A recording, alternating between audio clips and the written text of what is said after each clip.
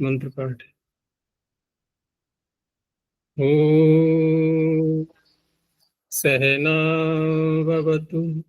सहनौ भुनक्तु सह वीर्यं करवावहै तेजस्विनावधीतमस्तु मा विद्विषावहै। ओम शांति शांति शांति। प्रथमा वृत्ति की 490वीं कक्षा। पीछे हमारे सूत्र हो गए थे 8वें अध्याय के तीसरे पाद में 77 संख्या तक पूछना है कुछ पीछे से।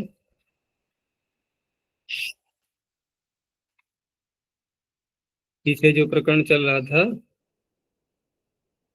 मूर्धन्य करने का, अपदान्तस्य मूर्धन्यः, तो वहां हमने जिन जिन सूत्रों के द्वारा मूर्धन्य किया वो किया था सकार को।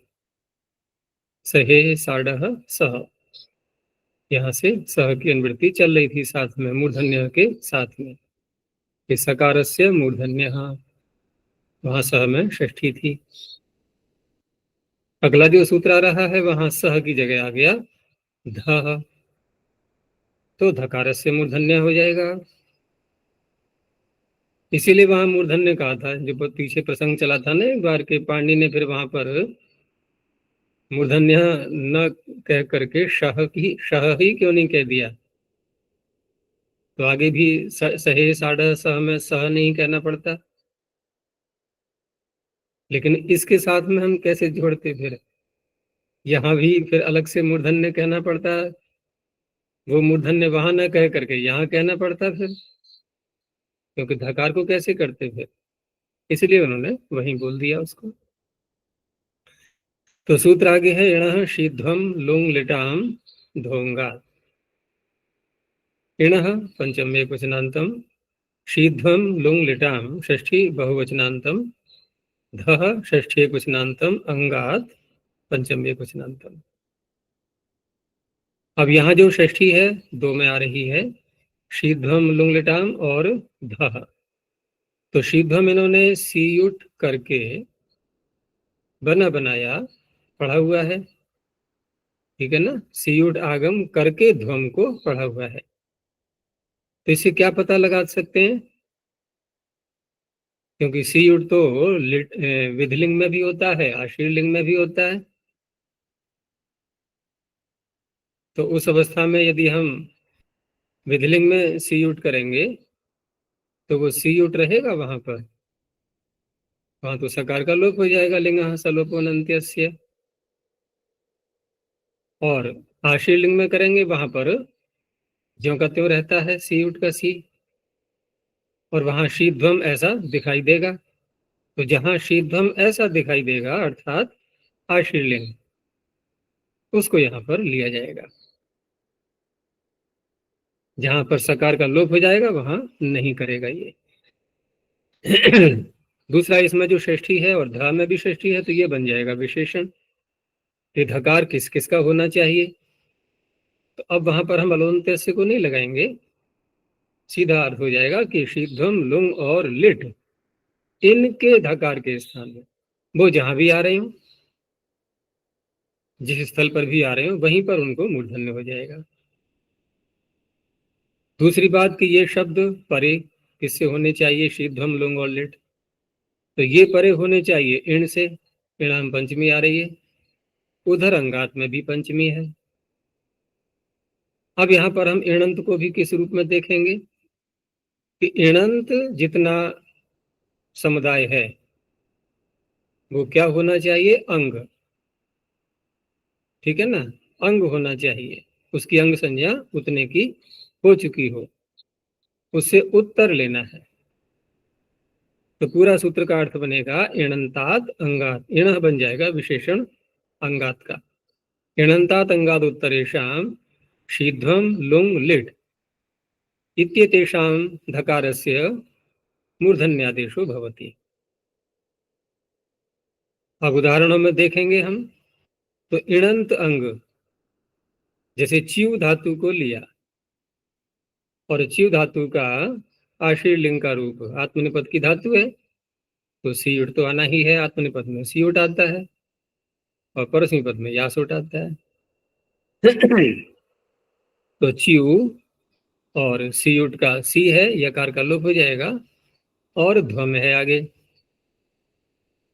च्यू को गुण हो चुका है, ठीक है ना। और अब यहाँ पर जो च्यू, ये च्युंग धातु है, इंगित इंगित होने से आत्मनिपद है, च्युंग ज्युंग प्रुंग प्लुंग गतौ, गति अर्थ में आती है। तो च्यू को गुण होकर के जो च्यो बना है यहाँ पर, च्यो सीध्वम, अब ये इणंत अंग हो चुका है, क्योंकि प्रत्यय आगे आ रहा है तो अंग संज्ञा इसकी हो जानी है, च्यो की, इणंत अंग हो गया, परेणाकार से लेंगे।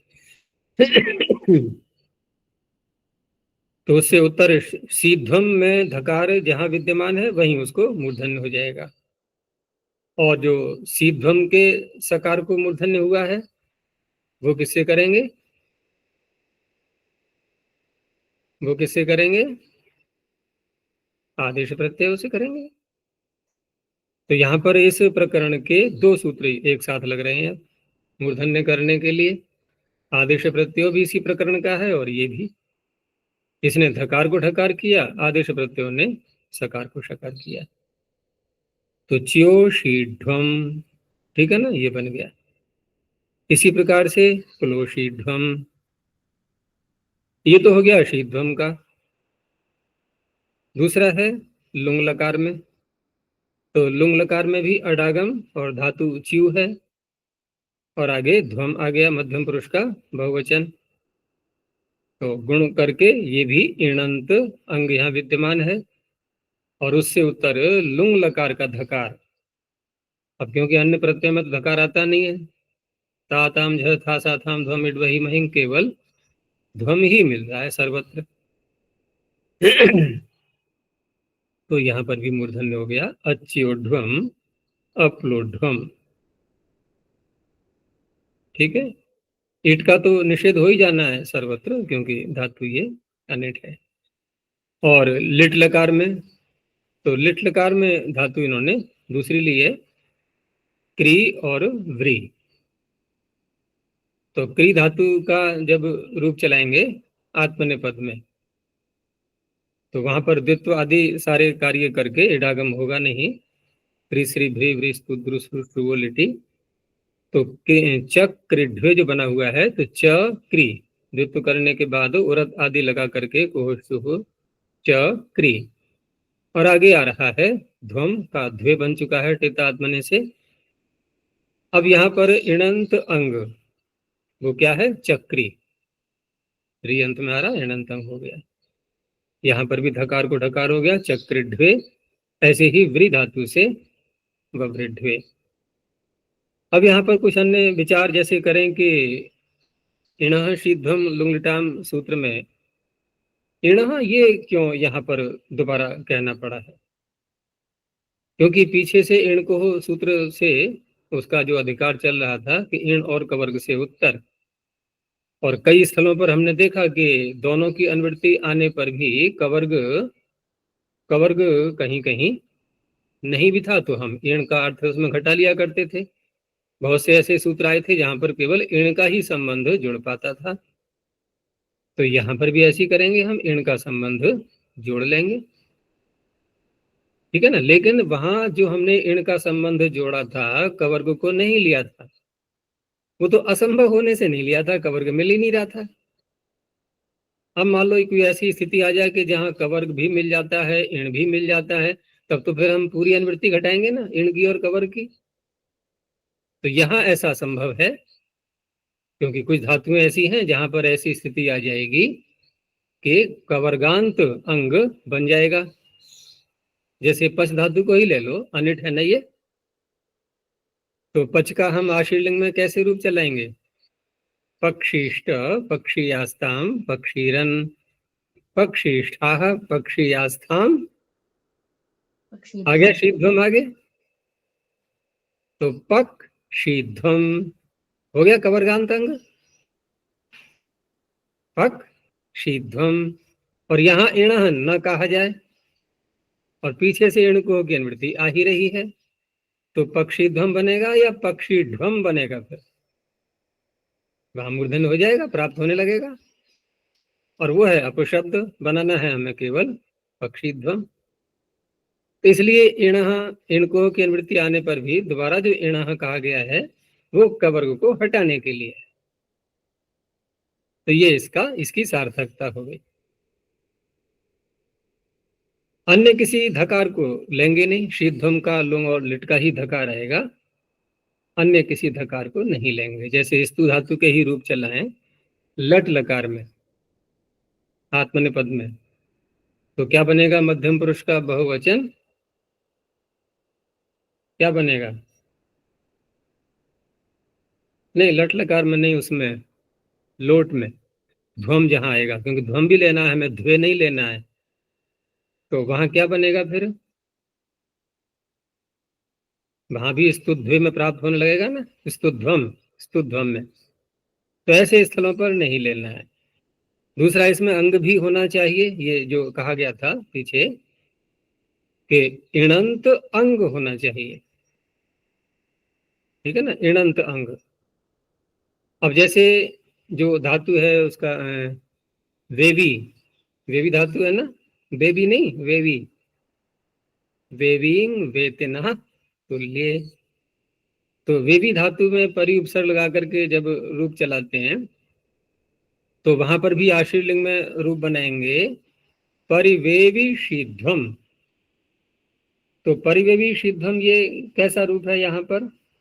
नहीं, वेवी उसका नहीं है, ये विशली व्याप्तों से बनाएंगे, हाँ, द्वित्व करके है।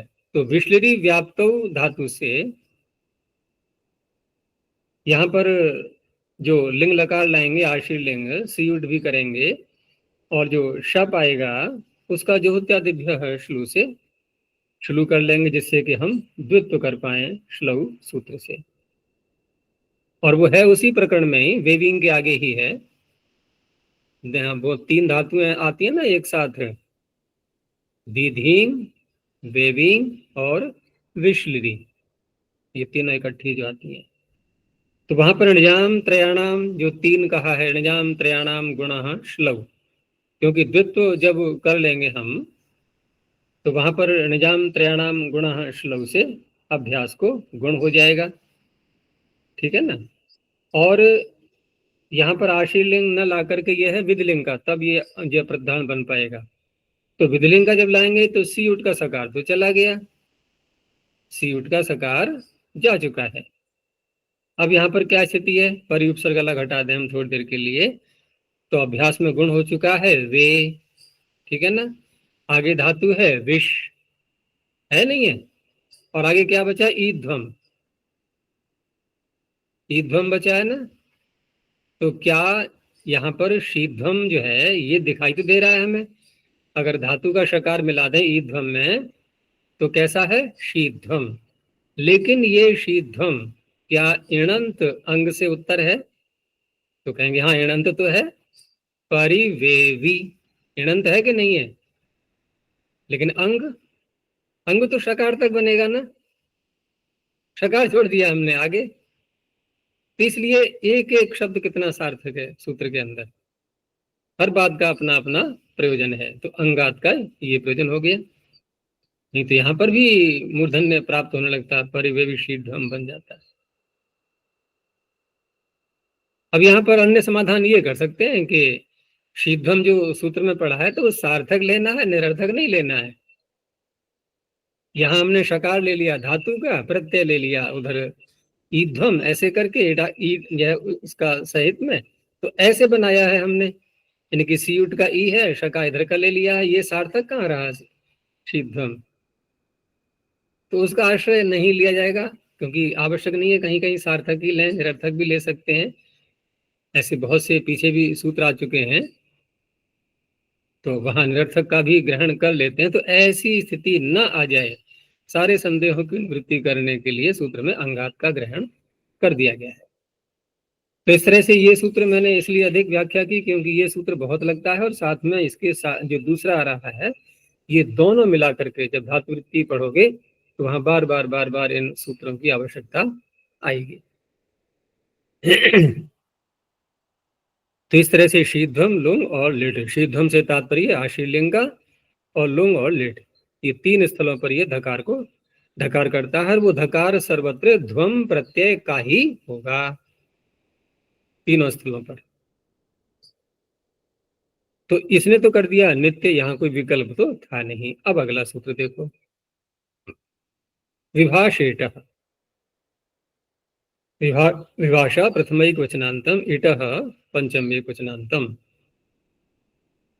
अब यहाँ जो इटः में पंचमी आ रही है, उधर पीछे भी पंचमी इणः और अंगात यहाँ पर भी थी। तो इणः जो शब्द आगे लेंगे हम, अंगात को नहीं लेंगे अब, तो उस अवस्था में इटः में पंचमी और इणः में पंचमी। तो अब किसी का तो विशेषण बनेगा, एक विशेषण बनेगा, एक विशेष्य बनेगा। तो इणः को बनाएंगे विशेषण, ठीक है ना।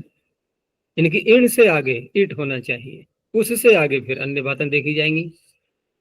तो इणः परस्मात् इटः, इणः परस्मात् यो इट, य इट, इणः परस्मात् य इट, तस्मात् उत्तरेषां शीध्वं लुंग लिटाम यो धकारः तस्य वा मूर्धन्यादेशो भवति।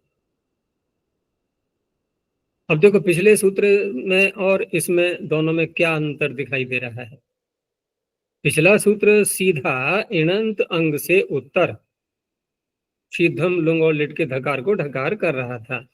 ये सीधे यह यहाँ ऐसे नहीं हो रहा है, यहाँ इण से उत्तर एक ईट को और ले लिया गया है,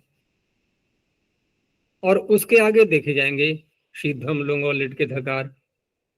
ये अंतर आ चुका है यहाँ। तो पिछले सूत्र से यहाँ प्राप्ति, क्योंकि ये तो विकल्प कर रहा है ना, ये विकल्प से वहां प्राप्ति कराएगा ऐसी स्थिति जब आती है। तो जैसे अगर हम पिछले सूत्र को भी यहाँ घटाएं, उदाहरण में देखो, लवि शीध्वम। तो लवि शीध्वम लू धातु से बनाया था, लू का उदाहरण पीछे नहीं दिया था। तो लवि शीध्वम में लू धातु से आगे जो शीध्वम विद्यमान है आशीर्लिंग में, तो वहां इडागम भी हुआ इसको। शीध्वम को पीछे इडागम नहीं था, पीछे जो धातुएं आई थी वो अनिट आई थी। अब क्योंकि यहाँ पर जब सूत्र में ही ईट पड़ा हुआ है तो सेठ धातु ही तो ली जाएगी यहाँ सभी उदाहरणों में। तो लू धातु सेठ है, उसको ले लिया। अब लू के आगे यहाँ पर इडागम भी हो रहा है, तो लू ई शीध्वम। अब लू को गुण कर लिया, गुण करके अब आदेश कर लिया, ठीक है ना। अब आदेश करके स्थिति बन जाती है अब लव और ईशीध्वम, क्योंकि ईट को तो हमने शीध्वम के साथ जोड़ना पड़ेगा ना इसको। शीध्वम को ही तो ईट हुआ है, आगम जिसको होते हैं आगमी, उसके साथ ही उसका संबंध जुड़ता है। सीयुट भी आगम है, इट भी आगम है, लेकिन ये सारे आगम ध्वम के ही तो हैं, तो प्रत्यय के ही साथ जोड़े जाएंगे ये। तो लव और ईशीध्वम, क्या यहाँ पिछले सूत्र से अगर हम प्राप्ति दिखाएं इस अवस्था में हो सकती है? नहीं हो सकती। क्यों? क्योंकि ईशिध्वम शीध्वम पर नहीं है, और यहाँ इणंत भी नहीं बन रहा है अंग। लव लव इणंत नहीं है जी, कैसे नहीं? शीध्वम शीध्वम ईशिध्वम है, वहां शीध्वम नहीं है। तो कोई बात नहीं है, शीध्वम का ही भाग है वो। इडागम किसको हुआ है?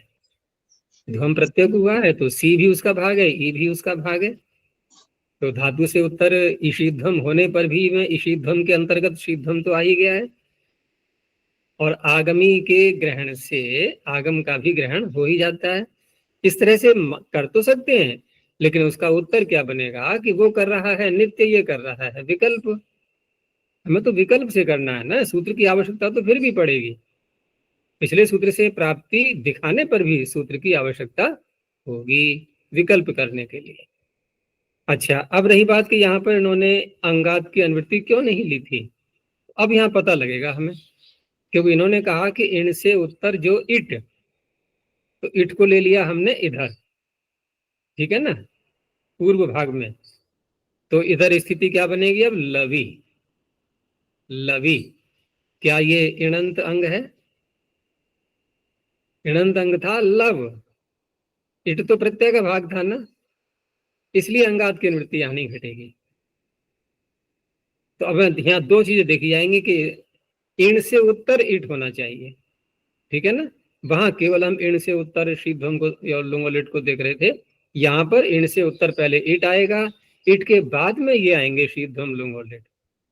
तो इसलिए कभी कभी जब सिद्धियां करते हैं छात्र, तो मैंने प्रायः देखा है कि इन दोनों सूत्रों में भ्रांति हो जाने के कारण से लगाना चाहिए एणः शीध्वम लगा देते हैं, विवाह लगाना चाहिए विवाह लगा देते हैं एणः शीध्वम सूत्र। तो ये हमें ध्यान रखना है कि कहाँ कौन सा लगाना है। जहां ऐसी स्थिति आ जाए कि इण से उत्तर इट आ रहा हो, वहां विकल्प वाला सूत्र लगाना है ये। और अन्यत्र जहां जो धातुएं अनिट है, वहां पर पूर्व सूत्र से नित्य करना है मूर्धन्य। तो इस तरह से लवि इतना देख करके अब शीध्वम को देखेंगे, वहां पर विकल्प से हो गया तो लवि शीध्वम लवि शीध्वम। ऐसे ही पवि शीध्वम पवि शीध्वम। अब सर्वत्र ऐसे ही हटाते जाना है। तो लुंग लकार में भी इटागम हुआ है ध्वम को। आचार्य जी, अप्राप्त विभाषा ही हुई ना ये विभाषा? देखो, अगर हम प्रत्यय के साथ में इट को लेकर के और उसी का भाग मानते हुए ग्रहण कर रहे हैं, तो कोई आपत्ति नहीं है, पिछले सूत्र से नित्य प्राप्ति होगी, तो हम कहेंगे प्राप्त विभाषा है। अब कोई अड़ जाए, नहीं हमें तो बिल्कुल स्वरूप से लेना है, जो कहते हैं ऐसा ही, जो अन्य आगम आया है उसको नहीं छेड़ना है, तो ठीक है, फिर अप्राप्त विभाषा मान लो। दोनों पक्षों में समस्या कुछ भी नहीं है, कैसे भी ले सकते हैं।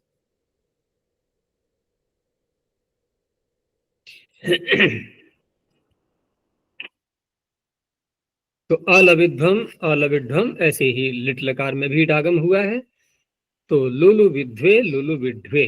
अब यहाँ पर जो इण से उत्तर इट दिखाई दे रहा है हमें, ये इण बना है उवंग आदेश करके, पीछे बना था गुण करके और अवादेश करके।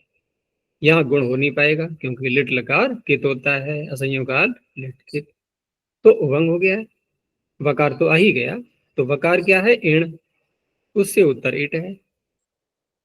बस ये दो सूत्र एक अलग विषय के हो गए और इनका अपना अलग महत्व है धातु रूपों की सिद्धि में। अब आगे एक एक शब्द के लिए थोड़ा थोड़ा विषय अलग लेते हैं। तो सूत्र आगे है समासेंगुले, समासेंगुले संगः। समासे, अब यहां से समासे की अनुवृत्ति चलेगी 6 सूत्रों तक, समास में ही सारे सूत्र लगने हैं। तो समासे सप्तमे क्वचनांतम अंगुले है, पंचमे क्वचनांतम संगः प्रथम क्वचनांतम। अब जैसे पीछे सह आया था, सहे साढ़ सह, वहां षष्ठी थी। फिर इणः शीध्वम में ध आया, वहां षष्ठी थी क्योंकि इनको सबको मूर्धन्य करना था। लेकिन यहाँ जिसमें हमें मूर्धन्य करना है वहां षष्ठी नहीं दिख रही है हमें। संगः, संग के सकार को मूर्धन्य करना है, तो संगस्य होना चाहिए था, लेकिन प्रथमा है तो षष्ठी के स्थान पर ही प्रथमा या षष्ठ्यर्थ में प्रथमा स्वीकार की जाएगी। ऐसे ही आगे के सूत्र में भी आएगा, वहां भी षष्ठी के अर्थ में प्रथमा दिखाई देगी। एक जैसी शैली है आगे भी। तो अब इसका अर्थ किया जाएगा, क्योंकि अंगुली में पंचमी आ रही है, तो अंगुलेः उत्तरस्य, अंगुलेः उत्तरस्य संगस्य सकारस्य। सह पीछे से चलेगा। अब ये सहे साढ़ सह, केवल पिछले 2 सूत्रों में संबंध उसका नहीं जुड़ा था। तो अंगलेर उत्तरस्य संगस्य सकारस्य समासे मूर्धन्यादेशो भवति। समास अनिवार्य है करना। तो उदाहरण जो दिए गए हैं, तो अंगुलेः संगः, कौन सा समास दिखाई दे रहा है? षष्ठी समास ले लेंगे, ठीक है ना। संग शब्द जो है ये घय प्रत्यांत बना लेंगे शंज धातु से, तो संजनम संगः भाव में घय प्रत्यय हो जाएगा। तो षष्ठी समास करके भी बन जाएगा अंगुली का संग, अंगुली संग अंगुली संगः। एक तो इस तरह से ले सकते हैं। और वो जो शर्त है वो सर्वत्र रहेगी, जैसे कि इण से उत्तर यहाँ दिखाई दे रहा है, भले ही न कहा गया हो तो अंगुली में इण आ ही रहा है, ठीक है ना। अब यहाँ पर हम दूसरा समास भी कर सकते हैं, दूसरा समास भी कर सकते हैं। जैसे अगला उदाहरण बन रहा है अंगुली शंगा ये बागु हो, वहां तो हम षष्ठी समास करके नहीं घटा पाएंगे। पहले वाले में तो हम दोनों कर सकते हैं, षष्ठी भी समास कर सकते हैं, बहुरी भी कर सकते हैं। कि अंगुली के साथ संग है जिसका, ऐसे भी कर सकते हैं।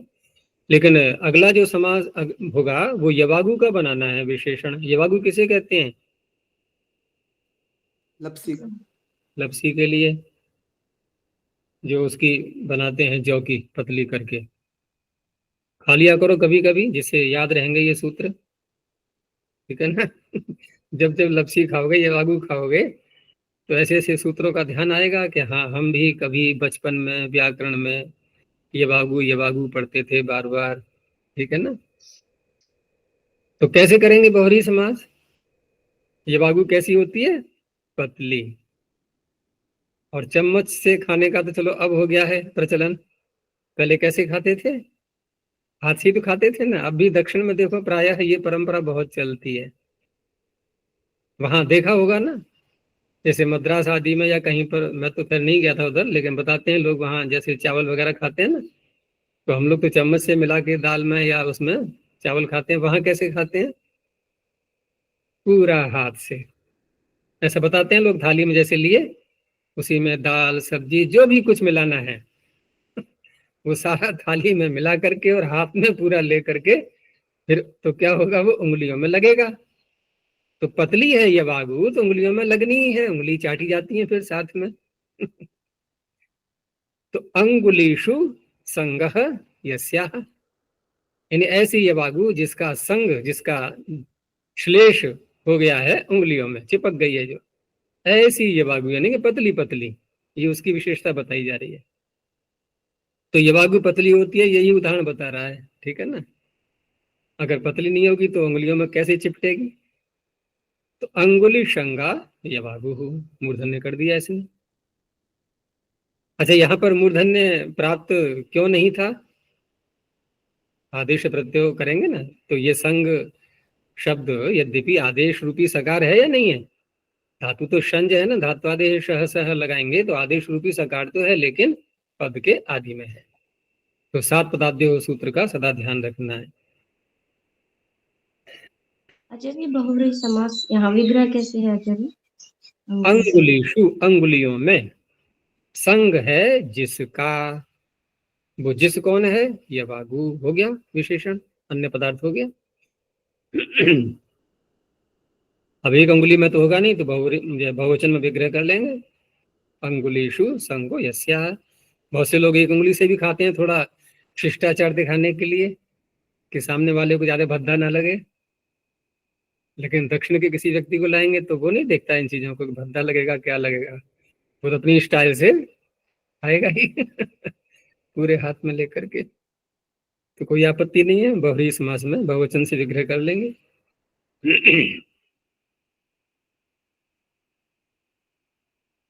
और तीसरा एक और दिया उदाहरण, अंगुली शंगो गाह साधयति।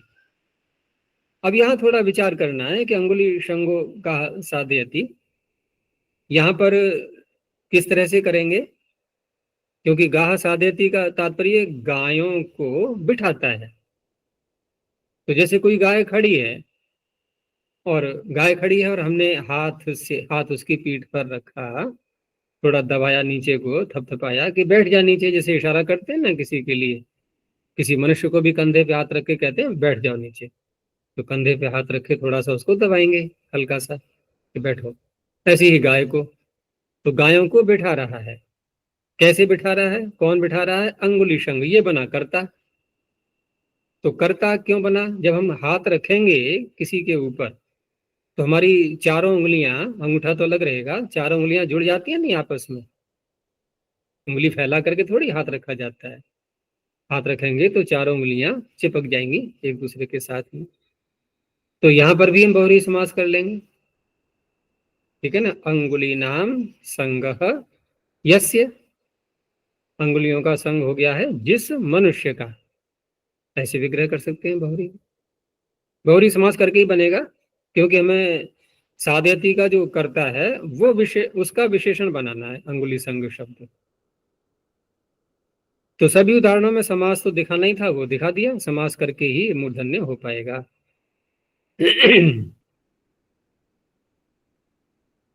तो ये तीनों उदाहरण इसके हो गए। आगे देखो, धीरोः स्थानम। धीरोः पंचमेकवचनान्तम, स्थानम प्रथमैकवचनान्तम। अब यहाँ पीछे था अंगुले है, उसकी जगह यहाँ आ गया धीरोः। पीछे था जहाँ संगः, उसके स्थान पर आ गया स्थानम। और समास की अनुवृत्ति ले आए, तो हो गया ना बिल्कुल पूर्व सूत्र के ही समान। यानी कि इसको पूरा बनाए अगर, तो समासे धीरोः स्थानम, पीछे क्या था, समासे अंगुले संगः। यहाँ स्थानम में भी ऐसा ही है कि षष्ठी के अर्थ में प्रथमा का प्रयोग किया गया है। तो भीरोः उत्तरस्य स्थान शब्दस्य सकारस्य समासे वर्तमानस्य मूर्धन्यादेशो भवति। तो भीरोः स्थानम, भीरु का स्थान। तो भीरु का स्थान कौन सा होता है? भीरु किसे कहते हैं? पुणादि कोशम बनाया गया ना ये भीरु, भी धातु से। तो भीरु यानी कि डरने वाला, जो डर जाता है अति शीघ्र, तो ऐसा व्यक्ति, उसी का स्थान कहा गया है भीरोः स्थानम भीरुष्ठानम। ठीक है ना, विग्रह में तो षष्ठी दिखाएंगे समास करके भीरु। और सकार को जब इसने मूर्धन्य कर दिया सूत्र ने, तो थकार को ठकार, तो फिर अन्य सूत्र को अवकाश मिल ही जाएगा, अष्टुनाष्टु, वो तुरंत ही कर देगा उसके लिए। तो भीरुष्ठानम, यहाँ पर अधिकरण में स्थान शब्द को मानेंगे। ठीक है ना, स्थीयते यत्र इति स्थानम, जहाँ बैठा जाता है वो अधिकरण में स्थान शब्द, उसके साथ में भीरु का समास किया गया। यानी कोई डरने वाला व्यक्ति है और उसका रहने का स्थान, तो कहा जाएगा कि यहाँ पर ये डरने वाला व्यक्ति रहता है, उसका स्थान है ये। आगे देखो, ऐसा ही सूत्र और आया, और ये शब्द वेद में प्रयोग में आते हैं। यद्यपि यहाँ कहा नहीं गया है वेद, लेकिन वहीं प्रयोग में मिलेंगे। तो अग्नेः स्तुत स्तोम सोमः, शैली वही है। स्तुत स्तोम सोमः ये षष्ठी के अर्थ में प्रथमा मानी जाएगी। तो अग्नेः पंचमेकवचनान्तम स्तुत स्तोम सोमः प्रथमा बहुवचनान्तम। समासे को यहाँ भी लाएंगे, तो जो कहते हैं वैसा ही बन गया सूत्र ये भी। ठीक है ना। तो अग्नेः उत्तरस्य, ये पंचमी हो गई। स्तुत स्तोम सोम इत्येतेषां शब्दानां सकारस्य समासे वर्तमानस्य मूर्धन्यादेशो भवति। तो तीन शब्द यहाँ पर लिए गए, स्तुत स्तोम और सोम। तो स्तुत जो दिया गया है ये क्विप प्रत्यय करके जो शब्द बनता है प्रथमा के एक वचन में, वो है ये। क्योंकि क्विप प्रत्यय करेंगे तो तुकागम भी हो जाएगा। तो स्तुत यानी स्तौति इति स्तुत, स्तुति करने वाला। अब वहां पर उपपद रहते हुए समास किया गया है, अग्नि शब्द पूर्व रहते हुए। तो अग्निम स्तौति, अग्नि का स्तवन करने वाला। तो अग्नि पूर्वक, अग्नि उपपद रहते हुए स्तु धातु से प्रत्यय किया। तो जैसे अग्निचित आदि बनाते हैं शब्द, उसी प्रकार से अग्निस्तुत बना लिया यहाँ पर।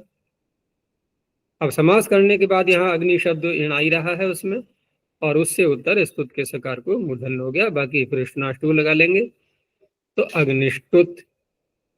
ठीक है, समास हो ही गया है, उपपद समास हुआ है कुगति प्रादया से।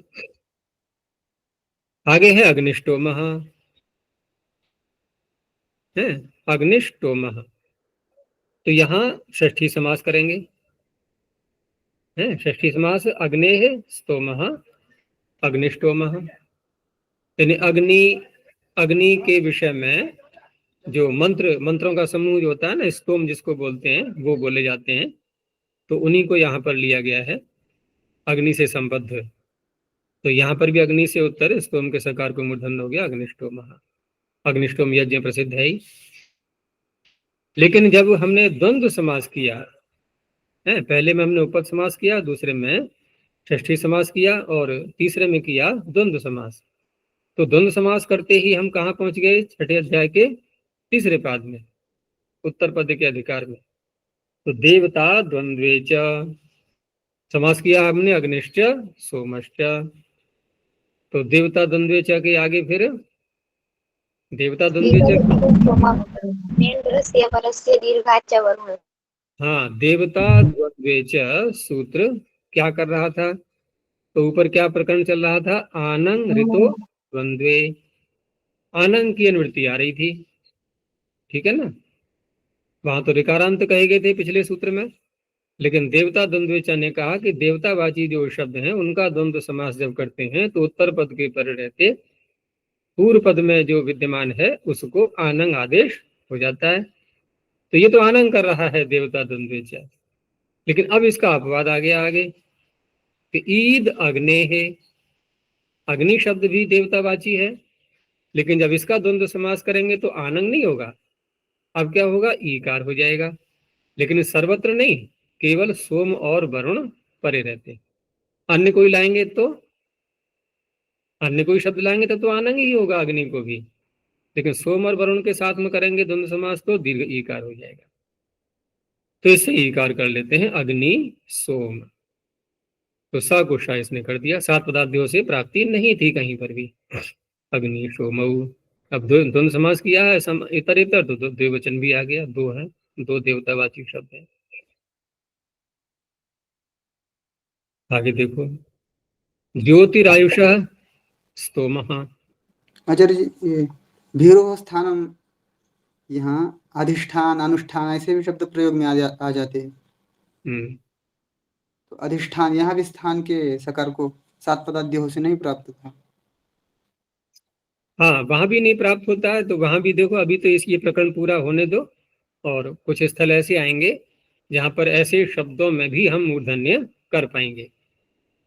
तो चलने दो अभी प्रकरण, ये तो लंबा है, पाद के अंत तक चलेगा, ये पूरा मूर्धन्य का ही प्रकरण चल रहा है। तो ये भी सूत्र ऐसा ही है, ज्योतिरायुषः पंचमे कुशनांतम स्तोमः प्रथमे कुशनांतम। ये भी षष्ठी के अर्थ में ही प्रथमा है यहाँ पर भी। तो यहाँ 2 शब्द लिए इन्होंने, तो समाहार द्वंद्व करना होगा क्योंकि एक वचन है। तो ज्योतिश्च आयुश्च ज्योतिरायु। तो ज्योतिष आयुष ये उनादि कोश में बनते हैं दोनों शब्द। तो सकारांत है ये, यानी कि इस अंत वाले, और उस। तो ज्योतिष और आयुष इत्येताभ्याम उत्तरस्य स्तोम सकारस्य समासे मूर्धन्यादेशो भवति।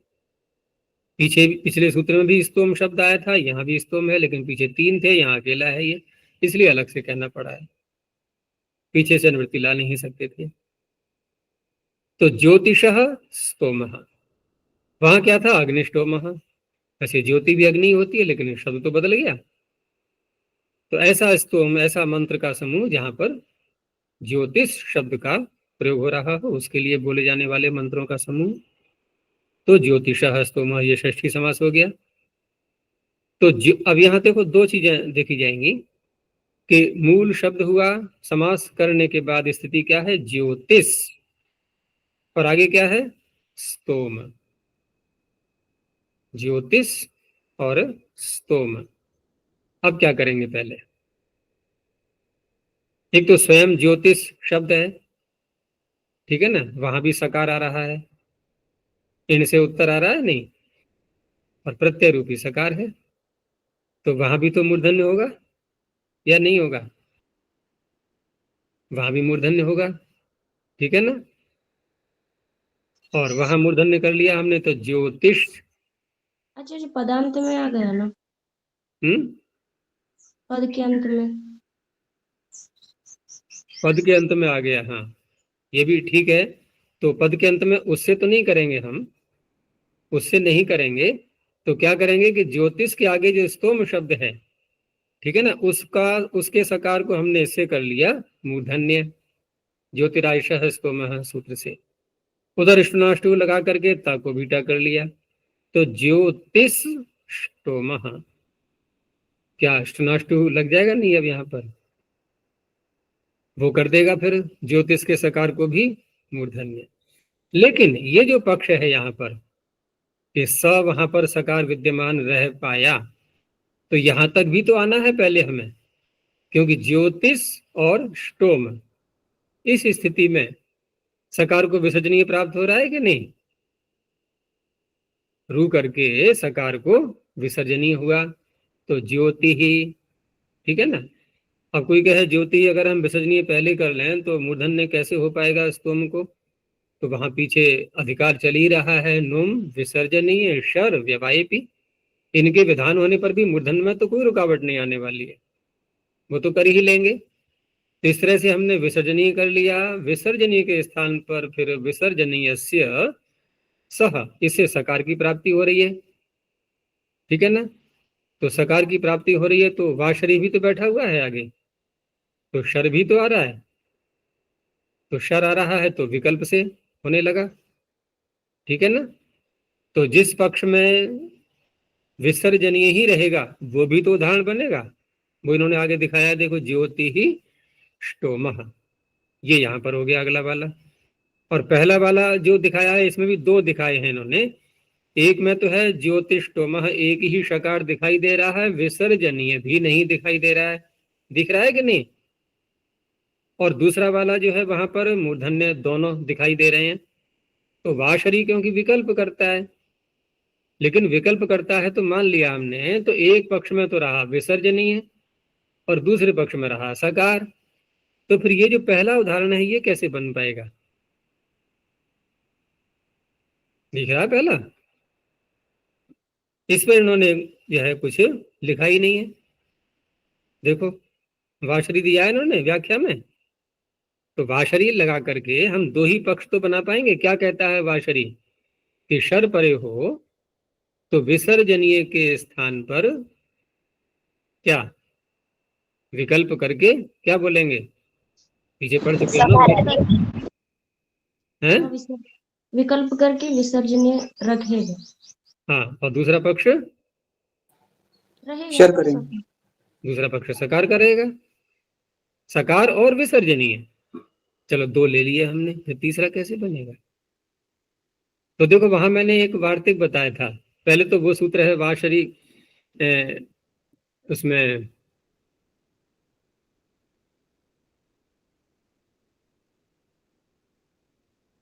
ये वार्तिक वहां, हाँ वहीं बताया था कि जहां पर खर परक शर आ रहा हो, ठीक है ना। खर परे शरी वा लोपो वक्तव्य, खर परक जब शर आता है तो स्तोम शब्द कैसा दिख रहा है हमें? ये खर परक शर है कि नहीं है? स्तोम का सकार क्या हो गया? शर, उसके आगे तकार आ रहा है, ये क्या हो गया? खर। तो खर परक शर होता है तो वहां विसर्जनीय का लोप होता है, एक पक्ष में विसर्जनीय का लोप हो जाता है। जैसे उदाहरण दिया था मैंने वही मंत्र का, स्वस्तभितम ये न नाकः, ये न देवरुग्रह मंत्र में। तो ऐसे ही यहाँ पर तो वा शरी से इन खर परे शरी वा लोपो भवती लोपो वक्तव्य, इस वार्तिक से यहाँ पर जब लोप कर लेंगे तब ये पहला उदाहरण बनेगा। तो इसको लिख लो, इन्होंने उदाहरण तो दे दिया है लेकिन उसका जो लोप करने का वार्तिक है वो यहाँ पर उसका नहीं दिया कोई भी संकेत, तो उसको यहाँ पर नोट कर लेना। खर परे शरी वा लोपो वक्तव्य, ये बहुत प्रसिद्ध वार्तिक है ये भी, और वेद में तो बहुत ही लगता है।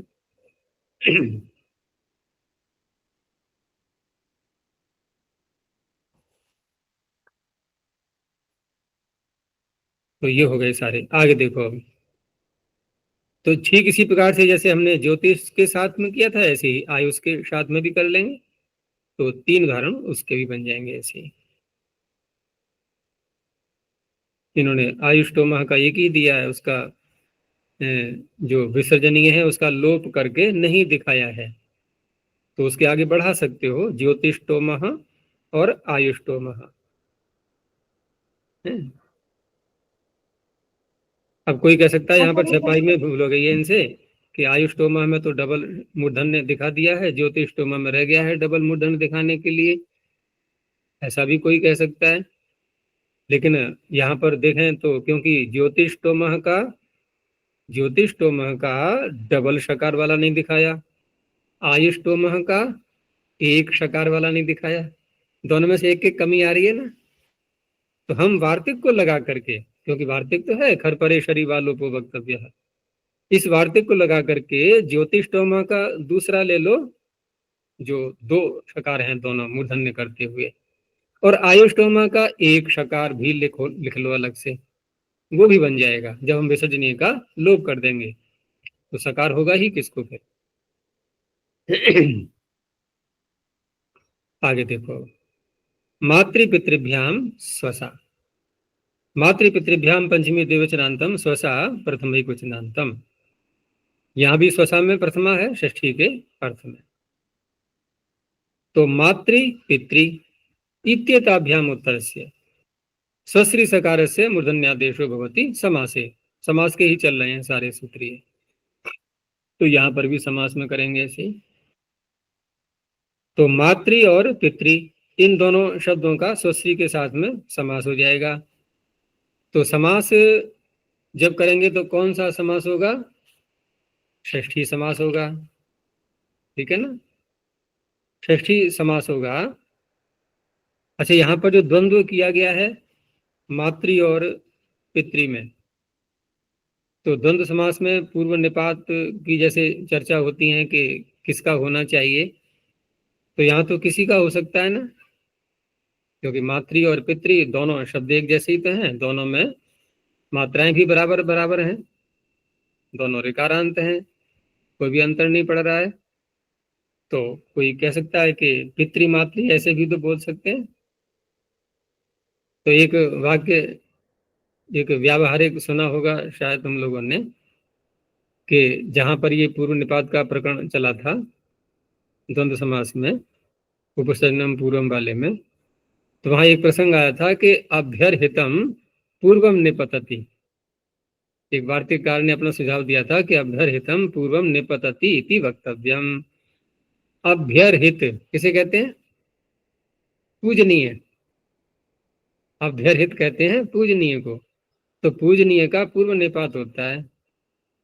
तो माता पूजनीय है कि पिता पूजनीय है दोनों पूजनीय है, लेकिन फिर थोड़ा तारतम्य देखेंगे तारतम्य की दृष्टि से, तो कौन अधिक पूजनीय है।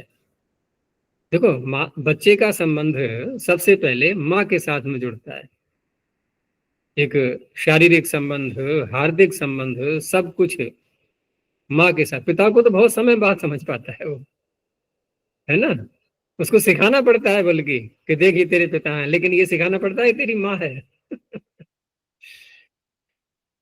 तो अभ्यर्हित कौन हुआ, माँ। और गुरुओं की दृष्टि से देखते हैं कि हमारे जीवन में बहुत सारे गुरु होते हैं, लेकिन पहली गुरु माँ होती है, तो पहली गुरु अधिक पूजनीय हुई। तो अभ्यर्हित का पाणिनि पूर्व निपात कर रहे हैं। आचार्य जी, वहाँ एक शेष प्रकरण में पिता मात्रा, हाँ, पिता मात्रा में भी यही बात आ रही है, पिता मात्रा, तो किसका एक शेष रहा, यानी कौन बचा, पिताजी वहां बचे। तो हम कहेंगे थोड़ा अंतर पड़ रहा है, क्योंकि पिता मात्रा में वहां पर पूर्ण निपात वाली बात तो है नहीं, वहां एक शेष वाली बात है। तो दोनों विषय अलग अलग हैं, बिल्कुल उसको घुलाव मिलाव नहीं पूरा। यहाँ पर है कि दोनों का प्रयोग करना है और पूर्व किसका प्रयोग करना है। और देखो, ये बात केवल संस्कृत में ही नहीं, हिंदी में भी बहुत से नाम जो आजकल रखे जाते हैं, तो वहां पर भी जो हमारे जो ऐतिहासिक पुरुष चले आ रहे हैं, राम सीता आदि या जो भी है, राधा और कृष्ण को भी जोड़ रखा है लोगों ने, यद्यपि वो गलत शब्द हैं, लेकिन यहाँ देखो कि स्त्रीलिंग का शब्द पहले प्रयोग में आता है नहीं, सिया राम सीता राम, ये जो नाम सुने हैं किसी कोई मनुष्य अपना रखता है, तो राम सीता का भी नाम सुना है किसी का, सीता राम सुना होगा, है सिया राम मैं सब जग जानी, चौपाई भी देखो, तो राम सिया मैं सब जग जानी ये क्यों नहीं बनाई तुलसीदास ने चौपाई, वहां सिया सीता को पहले लिया ना। ऐसे ही राधे कृष्ण नाम सुना होगा, क्या कृष्ण राधे नाम सुना है, तो यहाँ प्रसंग यह है कि दोनों शब्दों को रख करके पूजनीय को पहले रखा जा रहा है। ये व्यवहार में हमें स्पष्ट दिखाई दे रहा है और ये सूत्र भी इसका प्रमाण है। लेकिन जब एक शेष की बात आती है, ठीक है कि माता अभ्यरहित है हमारी, लेकिन समाज को चलाने के लिए, समाज में जो कार्य होते हैं उनको संपन्न करने के लिए वहां पर पुरुष की प्रधानता होती है। ठीक है ना? एक शक्ति की दृष्टि से भी देख लें हम, शारीरिक शक्ति या अन्य जो भी कार्य करने की क्षमता है वो पुरुष में अधिक होती है, तो वहां पर उसका महत्व दिखाई देता है। तो दोनों में से एक को बचाना है तो वहां पर पुरुष प्रधान बन जाता है। तो उसके आधार पर लोग कहते हैं कि ये पुरुष प्रधान समाज है हमारा। ठीक है ना? पुरुष प्रधान समाज, तो वो एक अलग विषय है। वहां पर दोनों में से जब एक रखना है तो वहां पर पिता मात्रा, ये सूत्र प्रमाण है उसमें। तो पितरु कह करके माता का भी उसमें अंतर्निवेश करते हैं, जबकि बोल रहे हैं केवल पितृ शब्द का ही द्विवचन पितरु। तो इस तरह से ही एक शेष वाले प्रकरण में है कि अभ्यर्हितम पूर्वम निपतति इति वक्तव्यम। ये वार्तिक भी चलता है पूर्व निपात करने के लिए, क्योंकि जहां दोनों शब्द एक जैसे हैं वहां ये प्रसंग आता है। और जहां पर अन्य बातें आ जाती हैं कि घी संजक है या आजादी अदंत है, वहां तो उसको ले लेंगे, लेकिन यहाँ तो मातृ पितृ में तो चुनाव ऐसे नहीं हो पाएगा, दोनों ही बिल्कुल एक जैसे हो गए। तो क्या अभ्यर्हित को ले आओ पूर्व फिर। हाँ, तो मैं कह रहा था कि समास जब यहाँ पर करेंगे मातृ का और स्वसा का या पितृ का और स्वसा का, तो यहाँ विभक्ति का लुक करें या अलुक करें, ये पूछ रहा था मैं।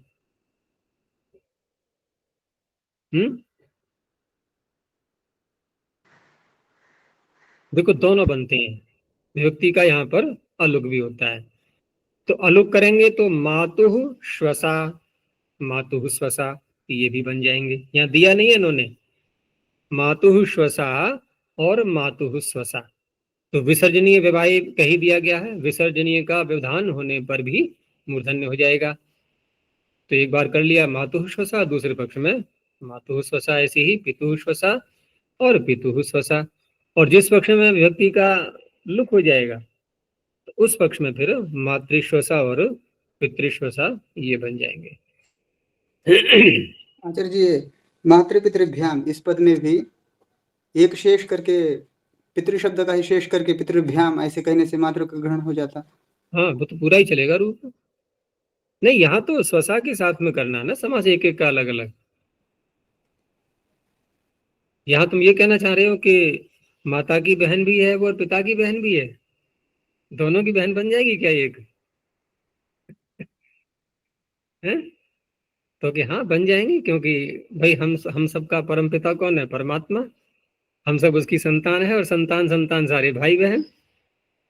तो पिता की भी बहन है वो, माता की भी बहन है, क्या आपत्ति है? ये मातृ और पितृ इनका द्वंद्व समास हुआ है। हाँ, तो द्वंद्व समास कर लिया, दोनों की बहन है वो, तो पितृश्वसा हो गया। पितृश्वसा में दोनों आ गए, माँ की भी बहन और पिता की भी बहन।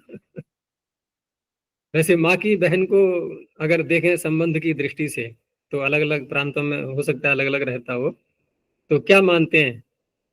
माता की बहन पिता की कौन हुई? बताओ शीघ्रता से।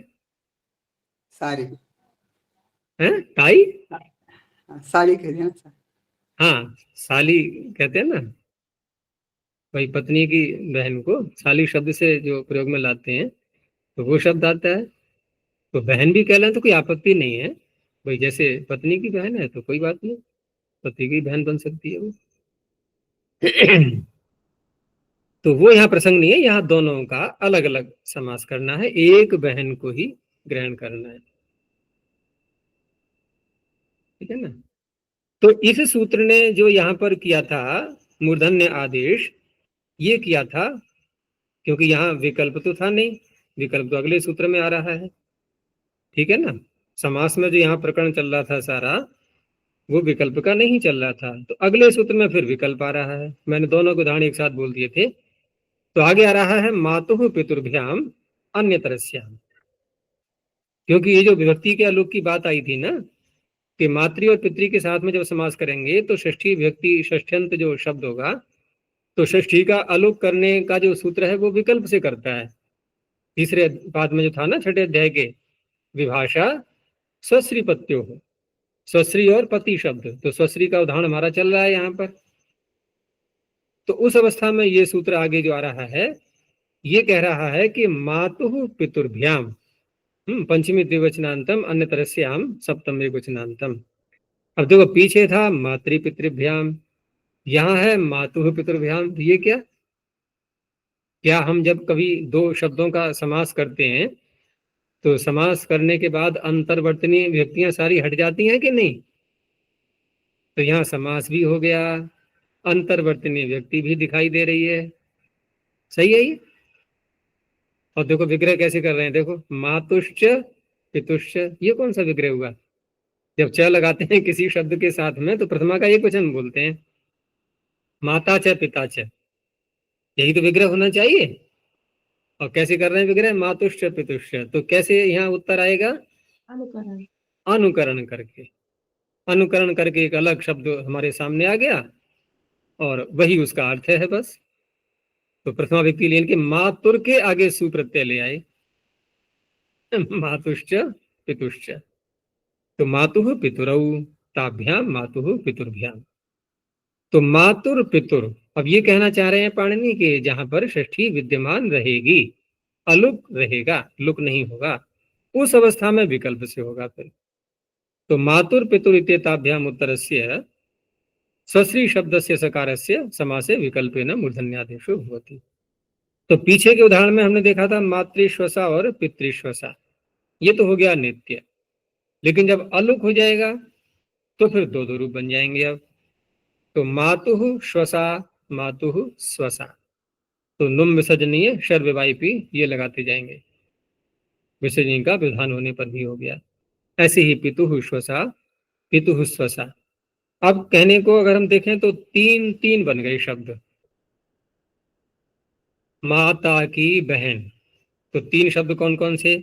मातृश्वसा, दूसरा मातुः श्वसा, तीसरा मातुः स्वसा। इसी प्रकार से पितृश्वसा, दूसरा पितुः श्वसा, तीसरा पितुः स्वसा, ये बन जाएंगे तीन शब्द।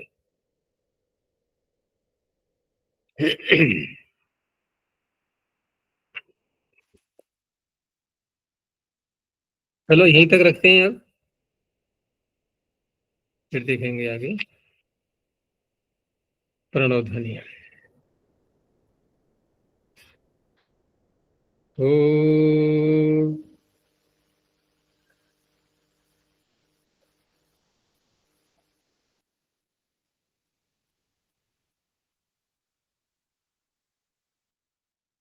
ओ